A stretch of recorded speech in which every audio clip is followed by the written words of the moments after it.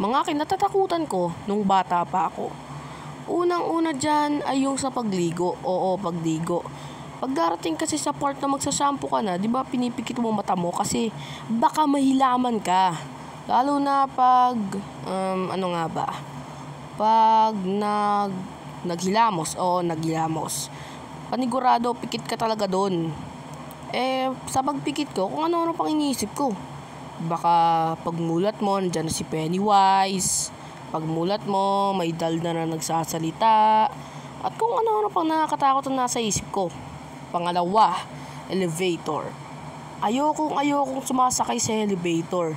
Lalo na pag mag-isa ka pa. Kasi pag mag-isa ka, walang tutulong sa'yo. Lalo na pag pag walang ilaw yung elevator na walang parang kuryente, may lalabas na kung anong halimaw dyan sa likod mo.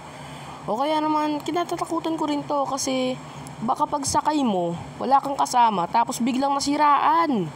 Oo, nasiraan. Matagal bago yung kung ano nang pumasok sa isip mo, kakahintay. Mabuo lang yung elevator. Isa pa ang kinatatakutan ko. Natatakot din ba kayo sa uang? Oo, uang.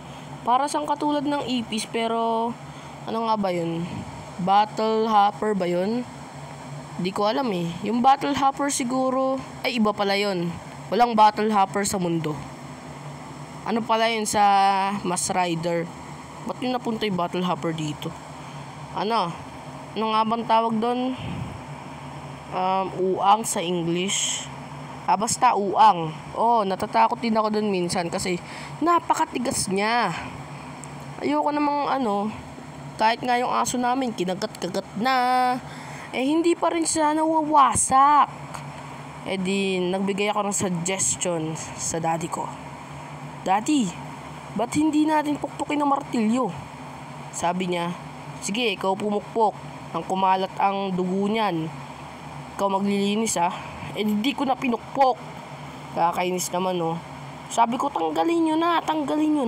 Mas ayaw pa nilang tanggalin. Kakainis Pero ngayon, di na takot doon nung bata pa ako. Di ba nga kaya nga nakalagay dyan, di ba? Mga kinatatakutan ko nung bata pa ako. Oo, yun nga. Tapos, natatakot din ako pag madilim. Oo, madilim ang paligid. Nung isang araw kasi, pinili ako. Madalas akong pinapabili tuwing gabi. Di ko ba alam ba't hindi pa sa araw nila pa ipabili yan. Sa gabi nila ako pinabibili. Siyempre habang naglalakad kabang-kabado. Baka kasi sobrang dilim nun. Wala kasing ilaw sa amin dito, sa mga daan. Kaya malay mo, may asong nakaiga, natutulog. Mapakan mo pa buntot, habol ka pa. Tapos, meron pang dyan. Ano pa ba? Baka may hold-upper sa likod mo. Di mo mamalayan. Kasi nga madilim. Diba? Di mo mamalayan. May hold-upper na pala sa likod mo. Minsan din natatakot ako dyan Lalo na pag madilim. Malay mo, may kasabayan ka, multo na pala, diba? Kaya naman, ang pinaka nakakatakot talaga yung hold-upper.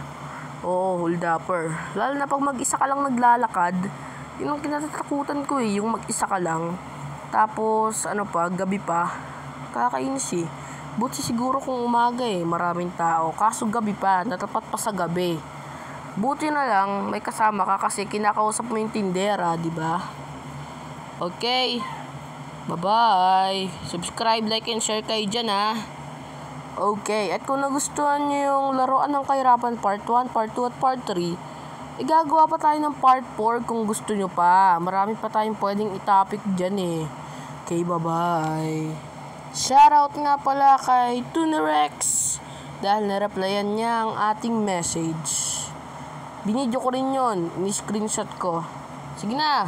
Panoorin nyo na. Sige na. Bye-bye. Subscribe